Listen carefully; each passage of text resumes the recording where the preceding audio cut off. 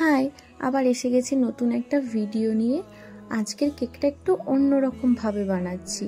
আজকের কেক স্পঞ্জটা ছিল ভ্যানিলা, আর তার ওপরে আমি দিয়েছিলাম ভরে ভরে ডার্ক চকলেট, মানে ফ্লেভারটা হয়ে গেছে ভ্যানিলা চকলেট ফ্লেভার। আজকের কেকটা ছিল একটা 2 টিয়ার মিকি মাউস কেক। কাস্টমার সে আমার ফেসবুক আইডি থেকে আমারই একটা বানানো কেকের ছবি পাঠিয়ে আমাকে বলে সেম সেম করে দিতে, বাট আমি তো সেম সেম করবো না। যেহেতু সেই কেকটা ছিল একটা বার্থডে বয়ের আর এটা হচ্ছে একটা বার্থডে গার্লের, তার জন্য তারাই বলে দিয়েছিল যে পিঙ্ক কালার চাই। তো এখানেই হয়ে গেল, কালারটা একটু চেঞ্জ হয়ে যাবে, তো সেম সেম হবে না। তো আমিও ভাবতে থাকি আর কিছু কি এমন আলাদা করা যায় যাতে দুটো কেক আলাদা লাগে।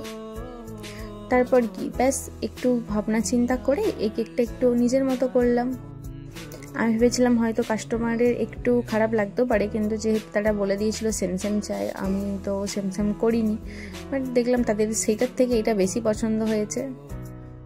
ওপরের টিয়ারটা আমি আগেই বানিয়ে ফেলেছিলাম, যেটার ভিডিও আমি শর্টসে আপলোড করেছি, তোমরা চাইলে দেখে নিতে পারো।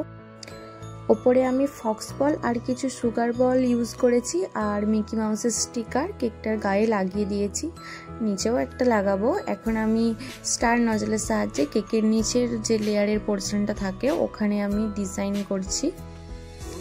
এই রকম কালার কম্বিনেশন কেকটা তোমাদের কেমন লাগলো অবশ্যই কমেন্ট করে জানিও।